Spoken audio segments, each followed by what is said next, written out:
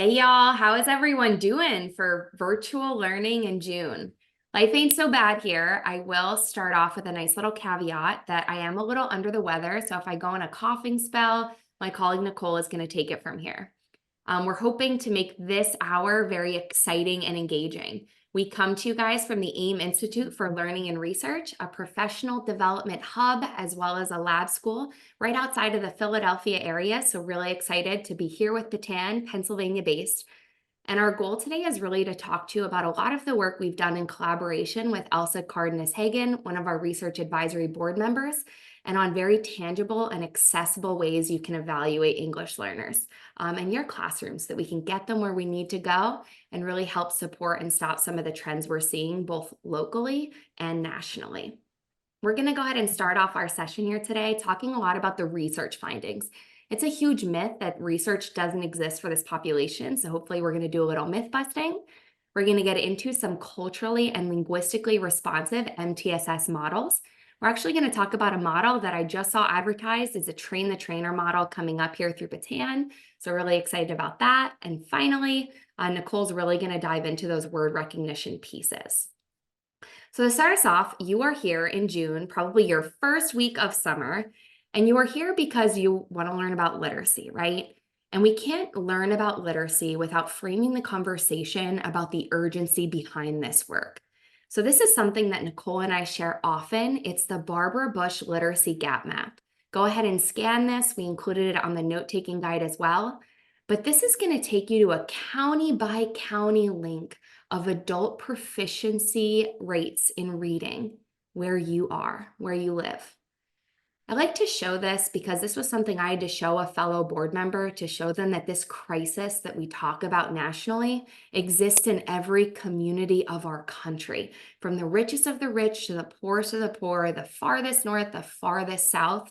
We are dealing with a literacy crisis, and our goal is to stop our students from joining the ranks of the over 130 million American adults who have low literacy skills. We know this translates to poor employment opportunities, poor healthcare. Of course, healthcare is so important as I'm talking about it now, as at the doctor's this morning, but it really transcends and envelops your life, this idea of literacy.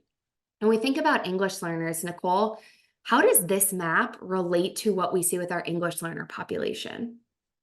Yeah, so we love showing these two maps back to back because we see an overlap. We see correlation perhaps between the areas on the previous map that were the highest density of blue, the darkest shades, were Texas, were California, and we're also seeing that's where our highest number of English learners reside.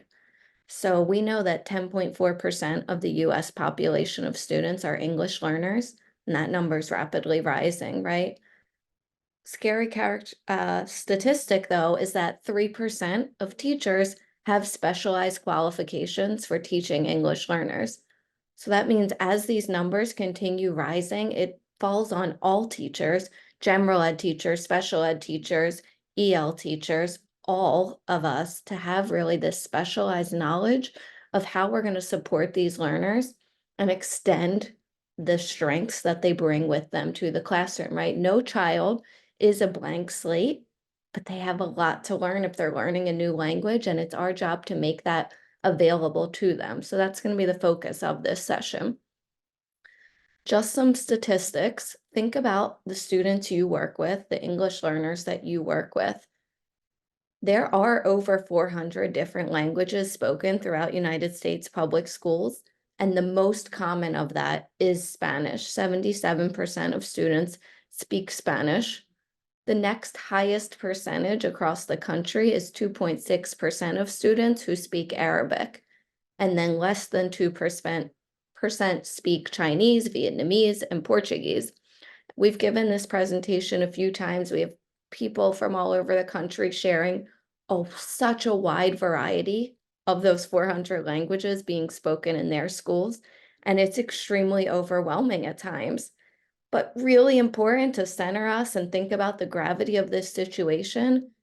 These students, English learners, students acquiring a new language, are twice as likely to drop out of high school in comparison to their non-Hispanic white peers.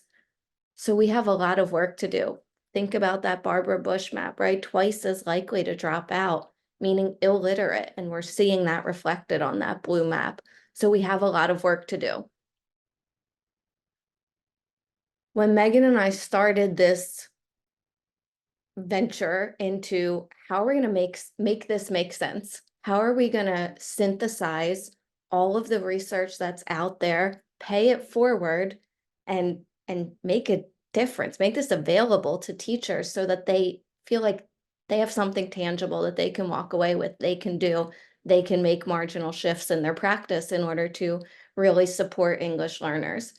And so, like Megan said, we had the really honor of working very closely with Dr. Elsa Cardenas-Hagan, who's on AIMS Research Advisory Board.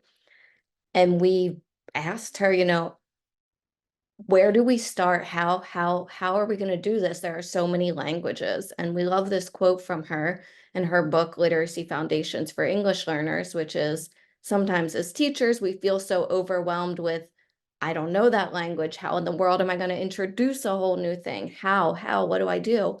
And instead, we need to center ourselves on one thing, and that's in making and understanding connections. So that's going to be a major focus. How can we make cross-language connections to support and extend language among our English learners? Absolutely. And while the focus of this presentation is really going to be about those cross-linguistic pieces, we don't want you to lose sight of something that is also just as critically important. And that's those cultural connections as well. We talk a lot in our course and through our work with Elsa about this need for cultural proficient education and helping students to recognize that what they bring, their heritage language, not only their language, but their culture, their norms, are assets to their educational experience. One of the things that we dive a little deeper into is this idea of a continuum, that our ability to adjust and respond to these instructional needs does exist on a continuum. And I'm a military brat, I was just sharing with my colleagues beforehand. And a lot of the work that I've done, I've been in schools all over this country. I used to joke that going to school with the United Nations, because I had the honor of going to school and even teaching in schools where there were 17, 18 different countries represented in a small building. Now, not everyone has that type of diversity when they're coming out to the school. And unfortunately, despite that diversity that was present in my everyday interactions, we were taught to be blind to it. You see anything on the blue side of this continuum is this idea of cultural blindness. And these are actually destructive behaviors. When we don't draw attention and teach students that those are assets in the classroom, they can be very destructive to their language learning experience, as well as their identity as a whole. So our goal is really to work on that farther side of the continuum, the orange side. This comes out of Nuri Robbins' book. I believe we cited it in the note-taking guide as well. But our goal is really to strive for this cultural proficiency, and it's ever growing, ever adapting, and something we're always looking for. You'll see in Pennsylvania, we've talked a lot about cultural competency standards, and that's a really good standardized way to help us get there. But it's something we're always striving to do, and hopefully you see a lot of that embedded without our presentation. So as we dive into, we're getting ready to talk about literacy development, but we can't do that without what, Nicole? Without language development as well. So if we're culturally proficient teachers, we realize that both language and literacy development are of the utmost importance and that they're really intertwined. We can't think about language development outside of literacy development or vice versa. So this is true among all populations, but specifically really something we need to center on when working with English learners. So thinking about what we know about literacy development first, what we know about literacy development, of course, came from lots of reports, lots of research, such as the National Reading Panel, which decided, research shows there are 5 components of reading that need to be integrated and taught in order for students to achieve proficient reading: phonemic awareness, phonics, fluency, vocabulary, and comprehension. But not only what we teach, also how we teach within a structured literacy classroom is critical, right? We need to be explicit. I do, we do, we do, we do, you do. Systematic and cumulative. We have to move from simple to more complex.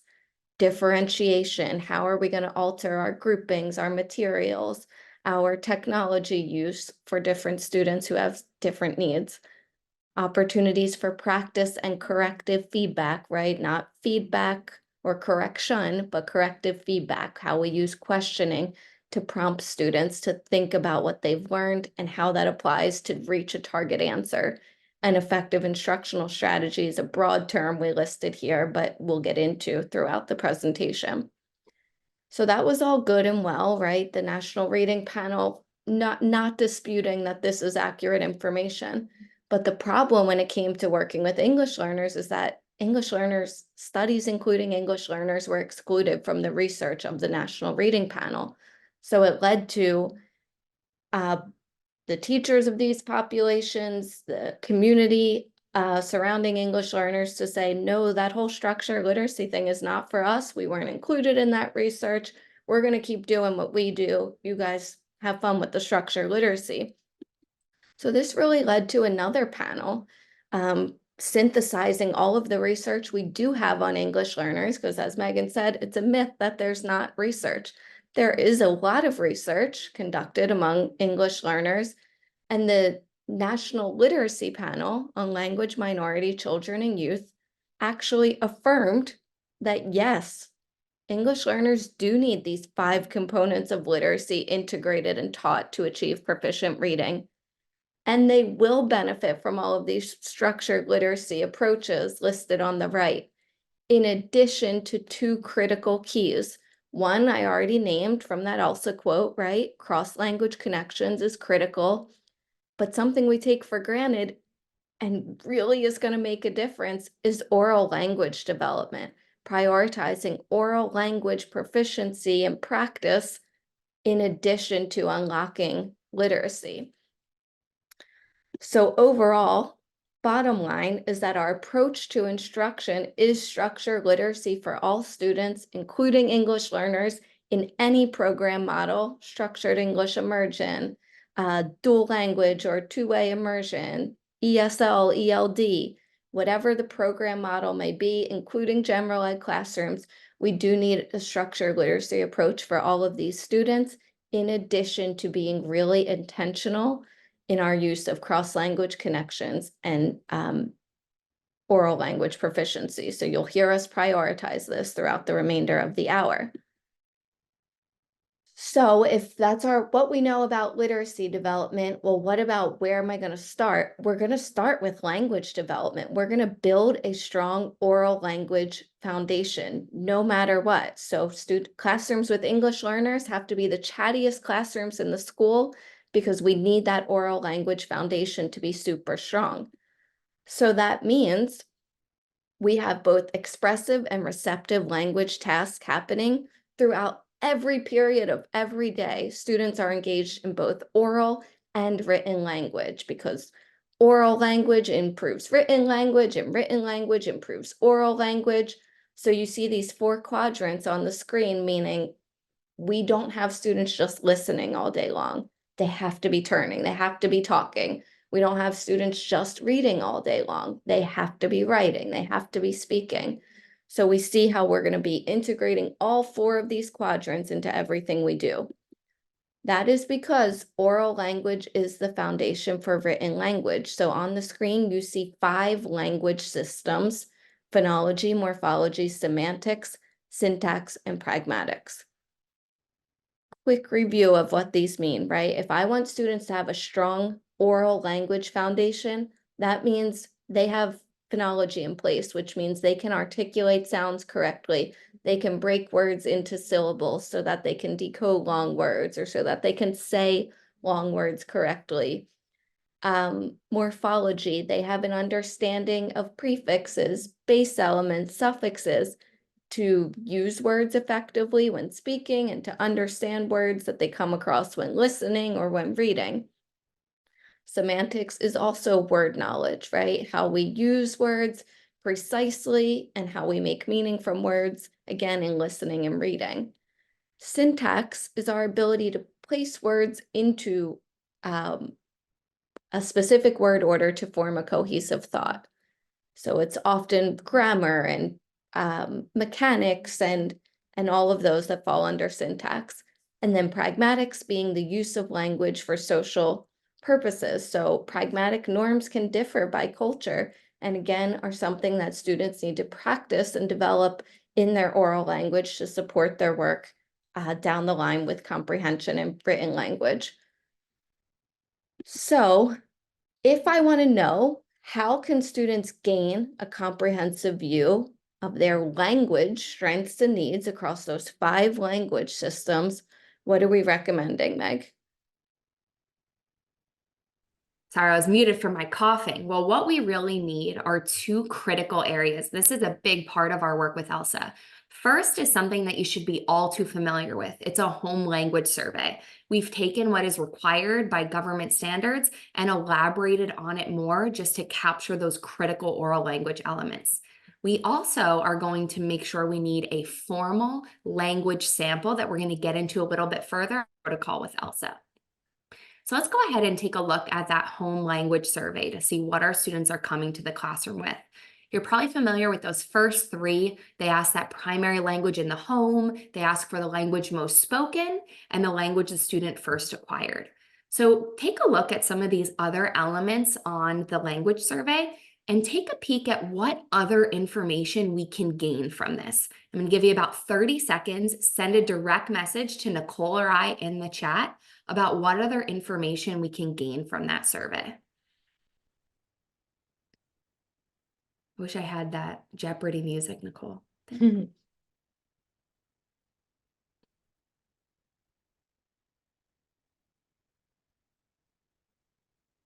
What other information can we gain? Take a peek, especially towards the bottom.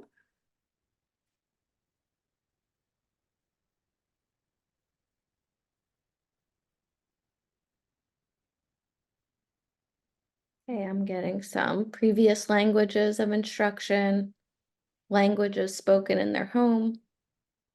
Absolutely. I love that previous languages of instructions. One of my girls, Mitzi, who lives in Louisiana, though it's a very common French as a second language, her daughter is in a full Spanish immersion school. So it's very cool if she were to go to a school right across the street, it might be a very different language model for French, while her daughter's in a full Spanish immersion. So that other languages of instruction is very, very critical because it not only shows you what students were exposed to, but also what they acquired. And then we're going to use that information not only to think about how we can craft an instructional plan, but how we can really strive for that cultural proficiency. So up here on the screen is actually a sample language survey I did in my community. A fellow community member of a 3rd grader actually filled this out. So go ahead and take a peek.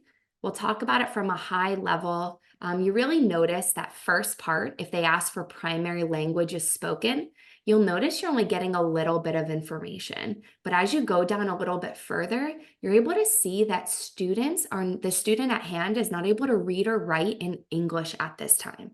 We think this is a very critical question to ask because sometimes students are thrown into screening models, as we'll talk about, and sometimes we're not really sure where students belong in the MTSS process, especially if they have different language backgrounds. So this is a very important question to ask.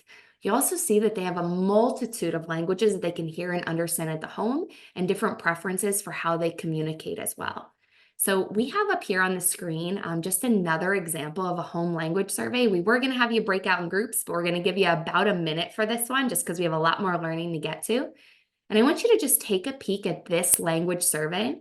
And I want you to think about what this might mean for you on day 1. You get this language survey end of August and you're getting ready to start instruction. What might be some things that you consider?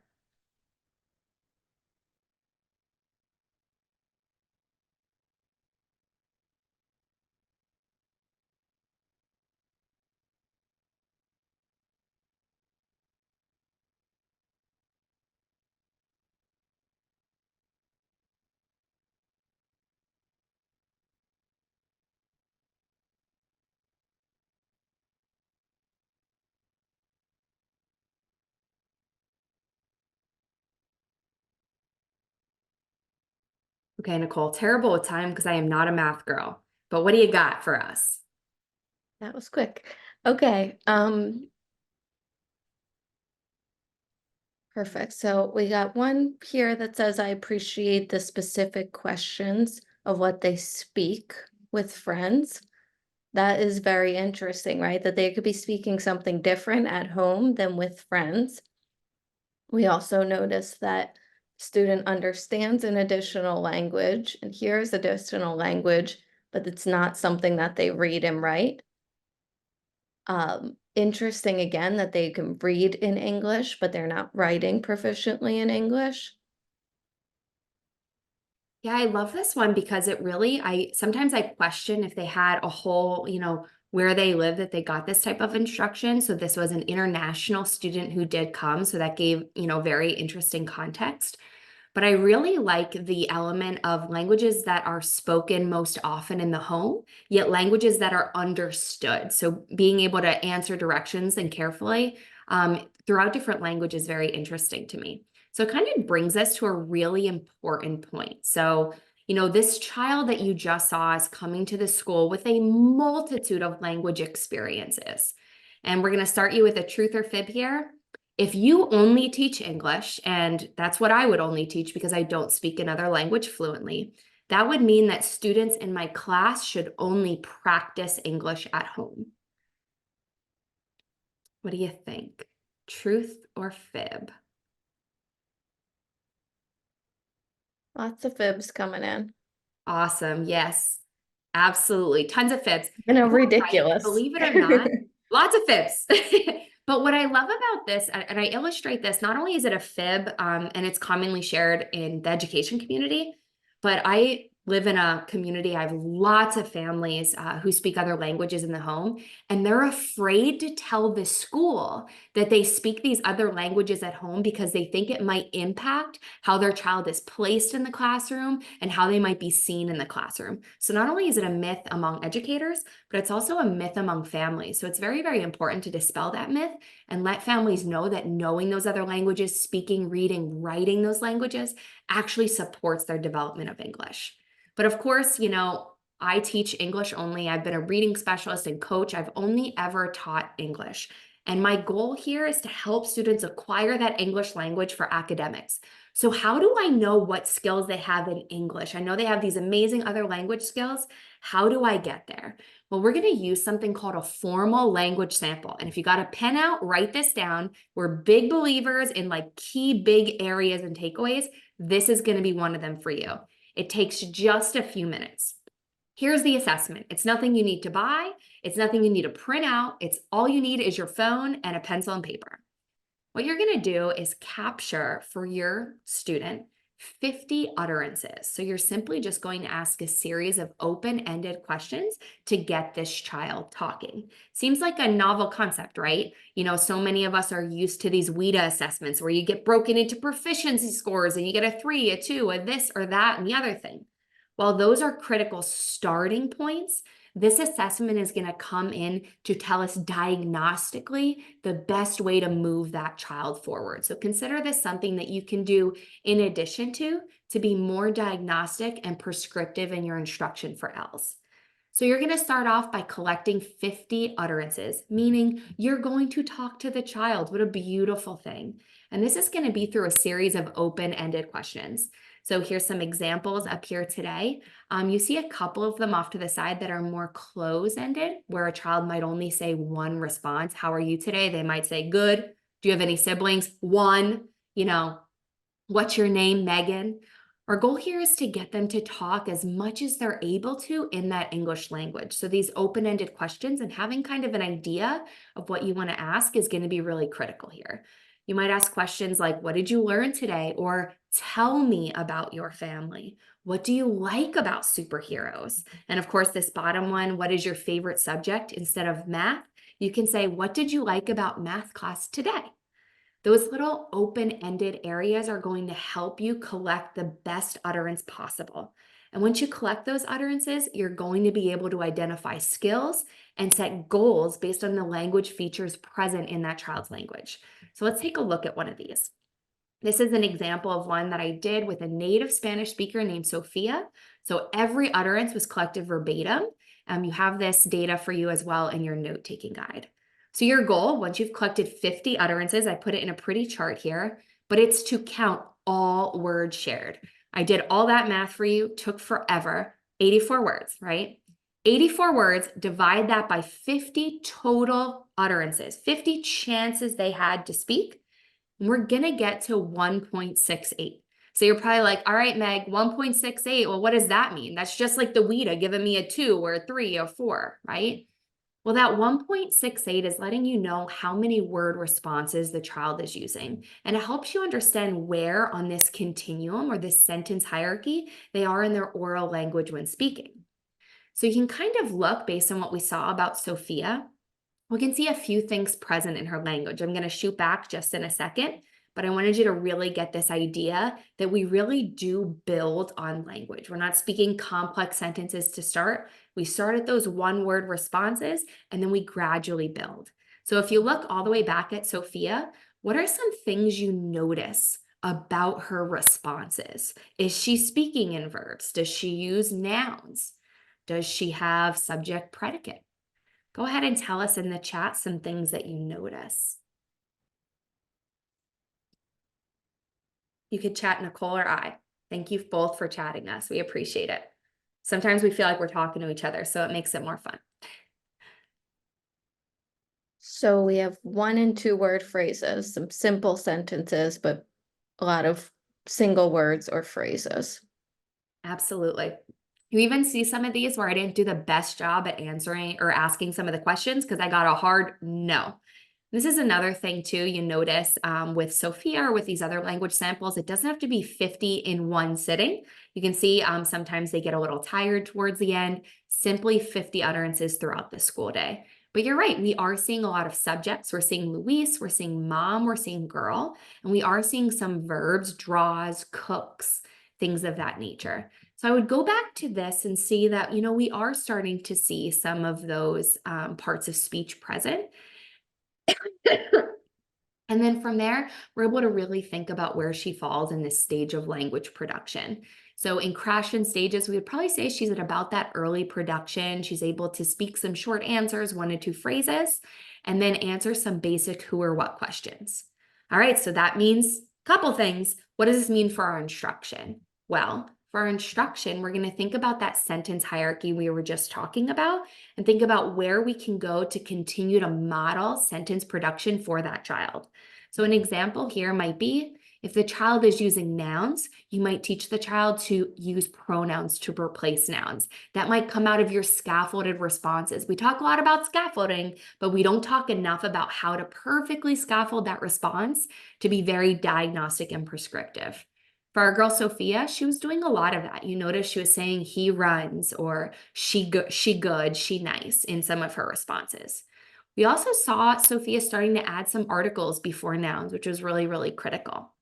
Something we can really work on in that sentence hierarchy, though, is working on adjectives. And it might be simple adjectives, color words or size words, like the girl is wearing a blue shirt or blue shirt, yellow bus.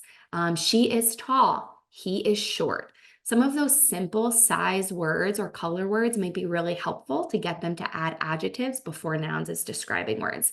These pieces come out of your modeling and, of course, you expecting and holding that to high expectations. We were just working with Elsa, and she was working with a child in May who was doing about 1-word responses and started kindergarten at 6-word responses only 3 months later using this protocol. So it's something simple. We use a lot of modeling, focusing through that scaffold, and then getting what we need to do to use that data in a very deliberate way. Nicole, do you think we have time to go through Elena? I think we do. We have 30 minutes. We should be okay. All right. Just quickly giving you the chance to practice then. We have Elena here, a 2nd grader. Again, teacher collects 50 utterances, meaning they ask 50 open-ended questions and list the response that we're given. Contrary to Megan's sarcasm, this is not hard to count up the number of words. So 147 words spoken divided by 50 utterances, right, is going to give us, let me do it. 47 divided by 50 is 2.94, right? So this student is more advanced than Sophia, or yes, Sophia. And so we know that what is this student's strengths then? You might be seeing more simple sentences here, right? I see my who, my did what. So I see Lewis is fun. He is cool. He has a sister. So we're seeing that use of like and is as my verbs. We're seeing some describing words sometimes. I'm smart, big class, pretty. So in the chat, I got some complete sentences. They're short but complete. I completely agree. Next slide, Meg. Next. Mhm. Perfect. Okay, so let's go through these. We did the 2.94. If they are short sentences but complete, this student's further along then, right? So I would say this student is in the speech emergence stage, which means they speak in simple sentences. There are some grammatical errors, perhaps, which we did see, but we see the who and we see the do. We see the use of pronouns. What then might be the goal? What comes next after a short, simple sentence? Perhaps I want to teach the student to use more adjectives, and even more so, how to use the adjective before the noun. So I did see one instance of that, but a lot of times I saw that adjective come at the end, like is smart, and things like that. So we want to say the smart boy, what? And so getting the student used to using adjectives flexibly before the noun, especially when I have a native Spanish speaker, we know that adjective use usually comes after the noun. So we might want to see how we can model that, how we can practice that, how we can give sentence frames or sentence starters to support using a different sentence pattern such as that. And then from there, with mastery, we're going to introduce more sentence patterns, and we're going to keep practicing them orally. We're going to have sentence stems to support the use of that in writing until it becomes very fluent for the student to do. Yeah, really great question in the chat. Some people are asking, when would I do this? And do I do this for every child? This would be a great way to be diagnostic and specific on what you want your language goals to be. We're going to talk about language goals in just a second. So you're going to see how this infuses into a lesson plan. So hold tight there, because before we get there, we have to talk about another type of assessment. And Nicole, this one's something we're very used to, especially in a big MTSS state like Patan. Excellent. So we've talked about assessing language because it's important. We aren't going to get much from a literacy assessment if the student has very limited language. So we definitely recommend giving the language assessment. But we also assess literacy, right? Assessing literacy begins with universal screening for all students. In order to capture valid data when working with English learners, it would be very ideal for the student to be assessed in all languages of instruction. So if I can assess in the home language, I can really determine, does student have literacy in the home language? Do they have literacy in English? What's the comparison? If they have literacy in the home language, it should support their ability to unlock literacy in the English language. So it is helpful data. In addition, if we want to know more, right? I have a oral reading fluency example on the screen here. But if I want to know more about specific skills students have in phonics or phonemic awareness, this is where formative assessments come in, inventories of sorts, so that I can know, okay, no child's a blank slate, right? What do they know? What phonemic awareness do they have? What phonics skills do they have? And build on that foundation in order to achieve this target oral reading fluency that can unlock comprehension. So this is really important because a student that possesses decoding skills in their home language, like I said, should acquire decoding skills in the English language with relative ease in the presence of sound evidence-based instruction. So once you can read in one language, this knowledge transfers. Those systems in the brain are ready to be repurposed and apply that to acquiring the new language, which is likely English.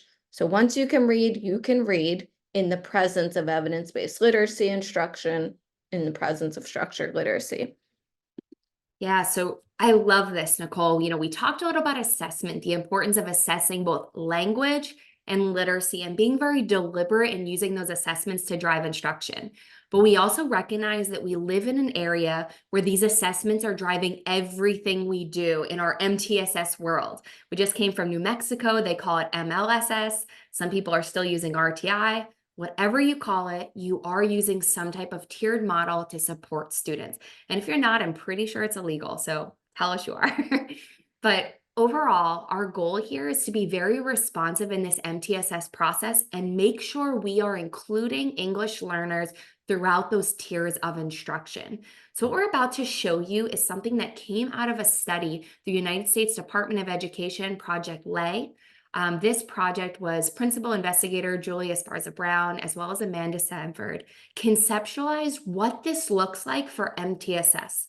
So if you're in a school where people say they need to get language before literacy, tell them, I don't think so. Those two loud AIM girls told us that they need both at the same time, and we will call anyone and tell them the same thing. Language and literacy must be developed in unison. So what does that look like in an MTSS process? As Nicole shared, assessing them in their language of instruction that they've had in the past is going to be very critical to helping you understand what types of skills they possess. But our goal is not always just which assessment to give, how to give this assessment. Our goal is to really teach these kids. We saw those maps, and teaching these kids was what was conceptualized out of those projects. So the PLUS framework really embodies these elements. So again, I'm going to tell you to pick up a pencil. If you have a pencil, pen, whatever nearby, this is something you want to write down. When you write, it's going to help your comprehension. So trust me on this. We're going to start with P. This is an acronym, and this is how you're going to take that great structured literacy lesson you have and annotate it. Our friends from Mississippi are on the call. They do a whole session on annotating and internalizing materials. This is a great way to build on that. So taking what great instruction you have, annotating it to support the scaffolds needed for our Ls. We're going to start with P, and that's this element of pre-teaching. Pre-teaching vocabulary, not only the vocabulary of the lesson, but also simple vocabulary. Words like chop, if you're doing a Haggerty lesson or something of that nature, are going to be very critical for the English learner, as well as priming that background knowledge and making those critical cultural connections, because our students deserve to be seen and heard in their classroom. L, remember that big formal language sample we were just talking about? How we're going to add adjectives into that instruction and be very careful to expect adjectives from that child? That's L. That's this element of language modeling and providing that opportunity to practice that skill. U is something we do all the time. Something we can be cognizant of is using visuals and graphic organizers. S is good structured literacy instruction, systematic, explicit, cumulative. You start slow to go fast, start small to go big. We got to build on skills and follow that I do, we do, we do, we do, you do approach. And finally, this is going to be the area that Nicole's going to hit on with those lower strands, and that's using that native language as an asset. The reason we talk about using it as an asset is because there's no reason to assume that Ls can't make the reading progress necessary to reach those high levels. We just need to make those critical adjustments and annotations in PLUS to help them get there. It's a scaffold to help them get there to that high level of importance. Now, Nicole is going to focus on those bottom word recognition strands, especially with those two keys today. But we don't want you to forget the element of comprehension. We are infusing comprehension in everything we do with oral language. So Nicole, we're diving into the word recognition strands. What do we got to know? So today we'll probably only have time to cover phonemic awareness and phonics, but like Megan just said, every lesson for English learners is a comprehension lesson. It's an opportunity to build word knowledge, to build world knowledge, so keep that in mind. And then of course, the how we teach is of course going to encompass everything listed on the right-hand side, but I want to show you specifically how to do the two that you might feel less familiar with, or perhaps just need to be more intentional with. And that's that emphasis on oral language proficiency and that intentional use of cross-language connections. Nicole, are you going to teach them all 400 languages in the next 20 minutes? Oh, I'm going to lead you to water so that you can conduct this process for any language that your students may have. I would definitely encourage you to use the process that we're going to show and to collaborate with experts who speak that language or other teachers so that you have a more comprehensive bank of all of these cross-language connections. So the first thing we want to show you is phonemic analysis. What this means is you need a source where you can identify which sounds and or letters transfer directly, meaning they're the exact same across languages, or indirectly, meaning it's the same sound, but perhaps a different letter represents it in English versus the home language. And so the way you can do this is go to mylanguages.org. This is going to be something we want to write down too. So go to mylanguages.org. You select a language. I'm going to recommend one that you're most familiar with so that you can understand the process. So for me, that would be Spanish. I'm going to then select alphabet. And I see a list, right? I see the letters. I see a pronunciation column showing me how that letter is articulated within a keyword. That's going to help me decide whether it's a direct transfer, it's the same sound, same letter, whether there's a discrepancy, it's same letter, different sound, or whether it's completely new to the student. There's no transfer whatsoever. It does not exist in the home language, and it'll be something they need to acquire when learning English. And those are going to be the ones I want to absolutely hone in on with my instruction, as well as the indirect transfers. So I pulled out the vowel sounds for us, right? I see all of the Spanish alphabet, same 5 vowels. They do represent sounds that we have in English, but English has a lot more vowel phonemes. So the overlap is either direct sometimes, like E in Spanish is represented as like in egg. But the A in Spanish, like habla, is represented father. So that's an indirect transfer. I may see students spelling the sound with A instead of O. And I'm not going to say, where did you come up with that? That's wrong. I'm going to say, good for you. You represented when we're representing uh, in a word like in a word like octopus, it's with a O instead of A. So they may have had A since A represents ah. Similarly, I see I represents E, like police. We have that sound in English, but we represent it with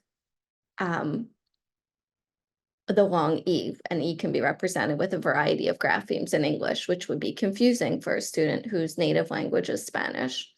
O, I see the long O representation. It's in old, and U, to, u is a transfer, but again, the student would not be used to They would not know how to represent in the absence of direct instruction.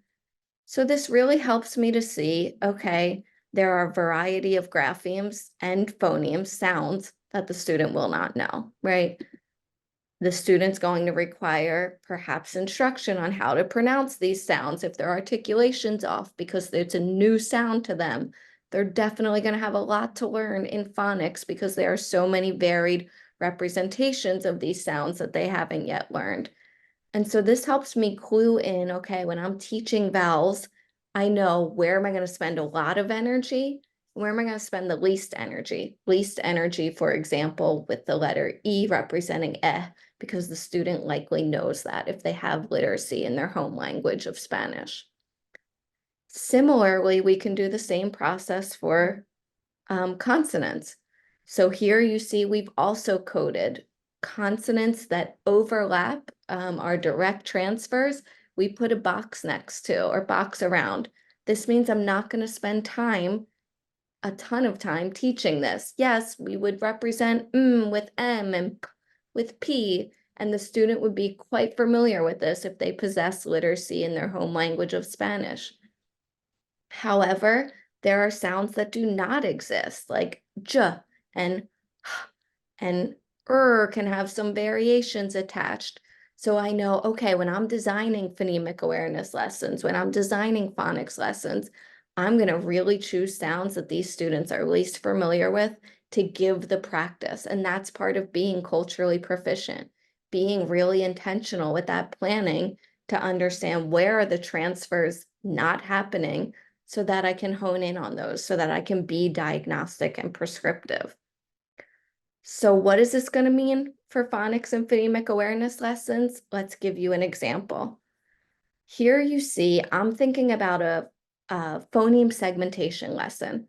I'm planning out that lesson and I'm going to think, okay, what's my content objective to be able to segment? And what's my language objective? So you see literacy and language being a priority here for me.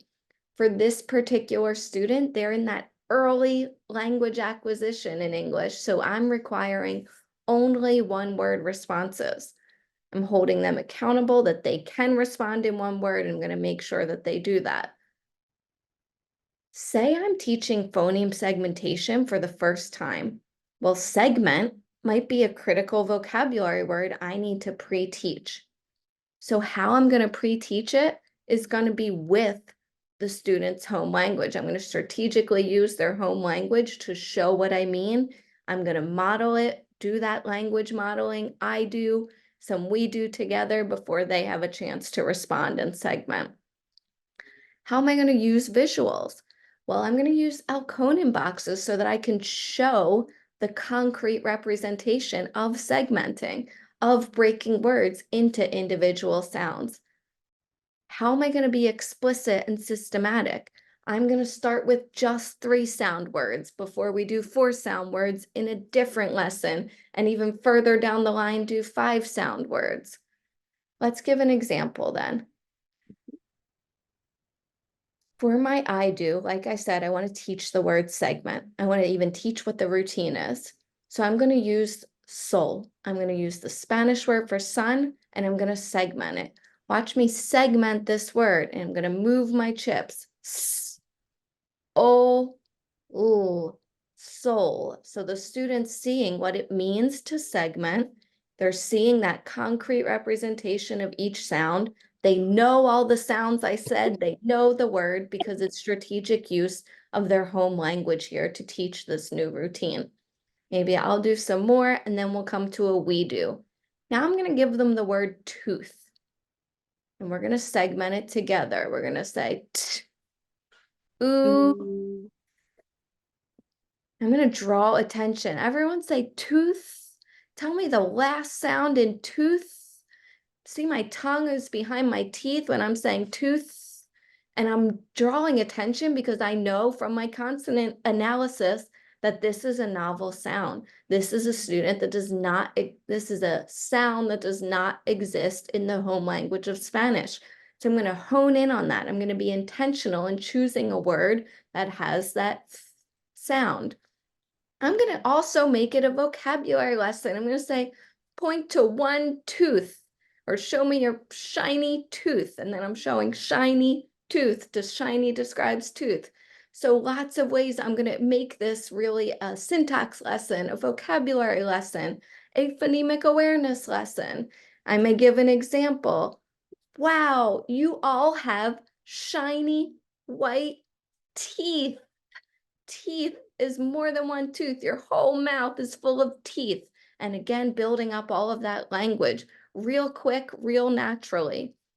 We may go into some we do's and then a you do. So you be my student here.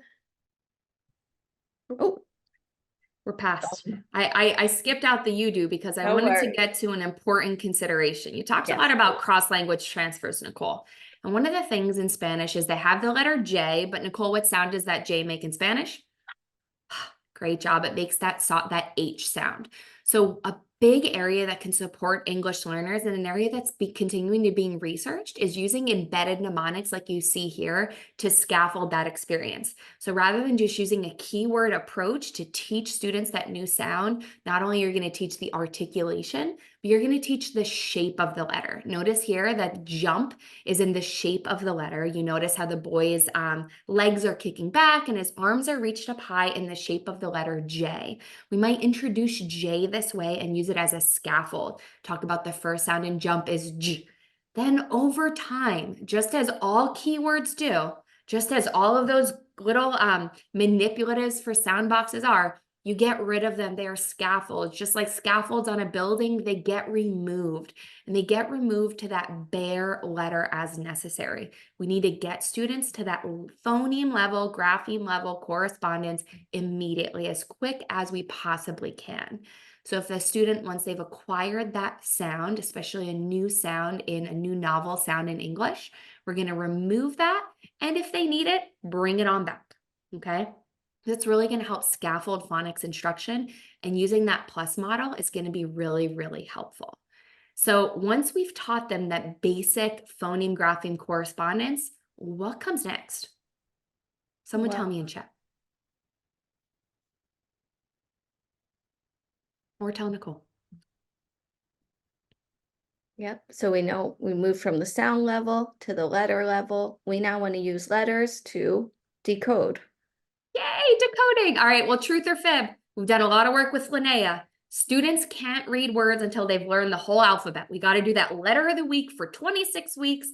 Then they can get reading. What do you think?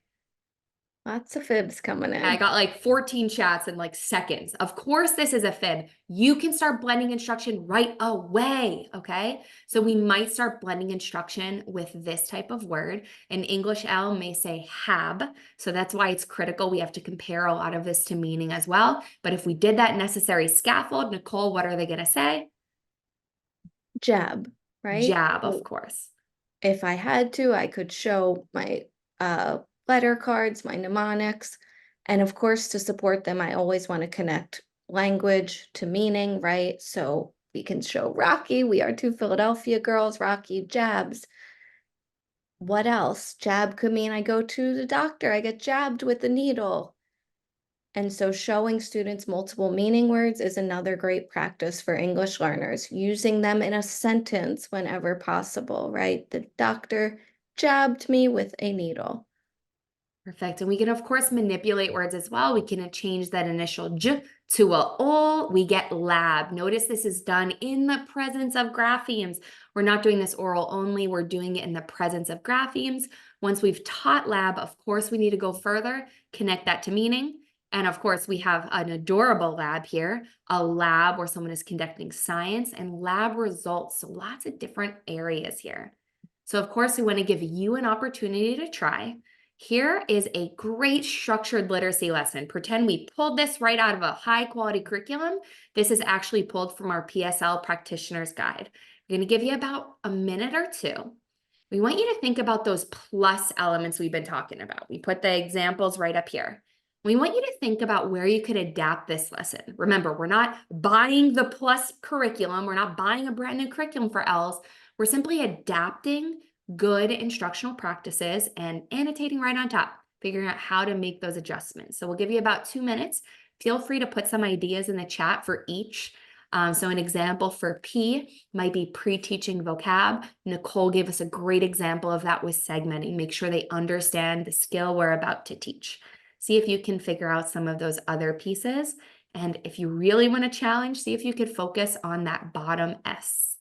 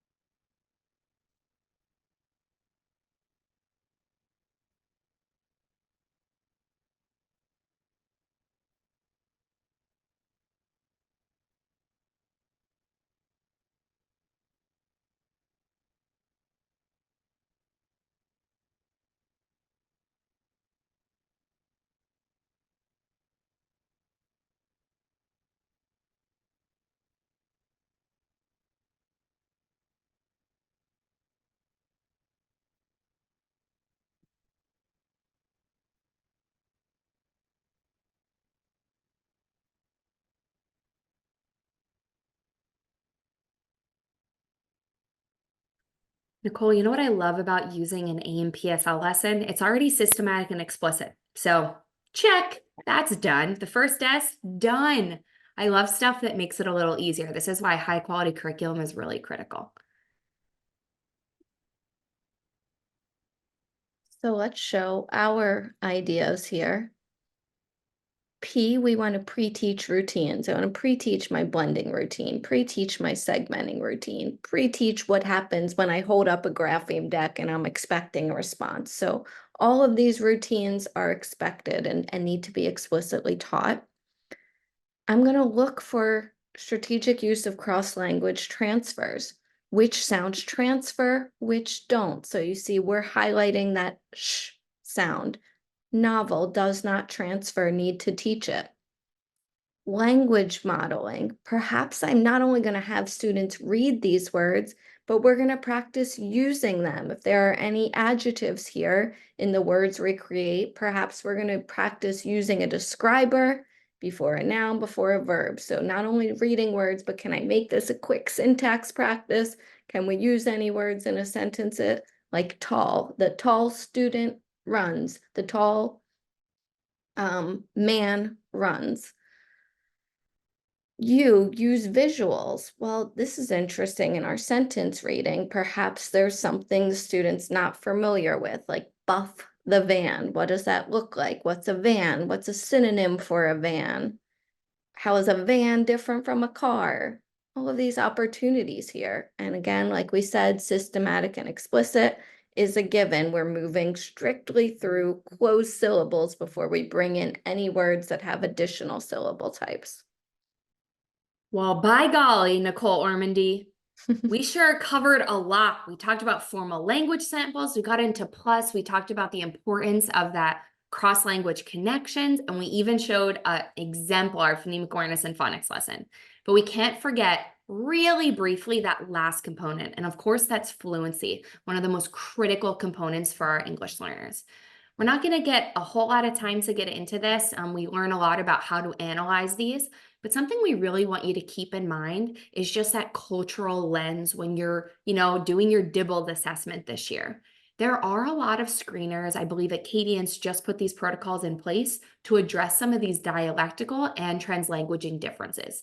An example here on screen, I have a pond N. Maybe they use the word N in Spanish instead of in my yard, night for noche. These are critical and important because they show us that the student is using their language assets to read in English. That is worthy of celebrating. As Elsa or Nicole would say, good for you. What's critical for this, though, is please read your guide on how to score that appropriately. So some already tell you, score it, that's not an error, move on. But some will require you to collect 2 scores. So that can really help your MTSS process.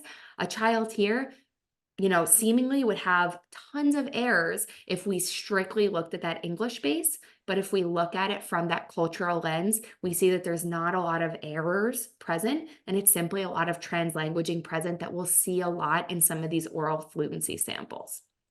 So We're to not going to get into, Sorry, go ahead, one Nick. thing to add on to that, Meg, the importance of noticing exactly what Megan just said is it an error? Is we use that to inform instruction. So a student that's using a lot of translanguaging doesn't need a phonics intervention, right? We don't say, oh, they're not accurate, they need phonics. That's not what's happening here. So it's really important to look beyond the number to see what is the student doing. Oh, okay, it's not a phonics intervention. Perhaps it's more reinforcement. We don't ever want to stop students when they're reading and say, that word is not noche, it's night, right? The idea of reading is to comprehend. So if we see students using translanguaging, again, it's a good for you. It's going to support their comprehension, and we're going to be very aware of what that data is and is not telling us. Well said, Nicole. And that brings us to this final piece. We had your brains probably bogged down. You're probably going to rewatch this over and be like, wow, those girls had a lot to say. We love to talk. And we're also very realistic. Hugh Katz at our last symposium for comprehension said that on average, we can hold about 4 bits of new information in our memory at one time. So Nicole, what's the recap? So everyone, for our final 30 seconds of presenting, we wanted to leave you with something you can take away. If you zoned out or if you're tired, This is it. This is the gold. One, all children are language experts. No students coming to you as a blank slate. They are experts in the language that they're loved in and that they speak at home. So we need to know how we can unlock that by learning the similarities and differences, because that's going to be how we make cross-language connections. We are going to leverage a framework to adjust our instruction for Ls.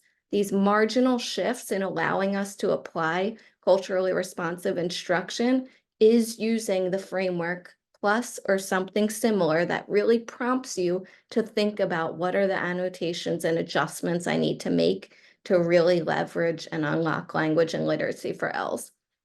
Last point, integrate language and literacy. So we have to cut out this, here's where we practice language, here's where we practice literacy. Both are happening all day long and in tandem. And if you're probably like, wow, those girls talk a lot. Well, we wrote a whole course on it at AIM. If you're interested, we're happy to talk more about that. And then finally, Nicole, this is a nice big thank you.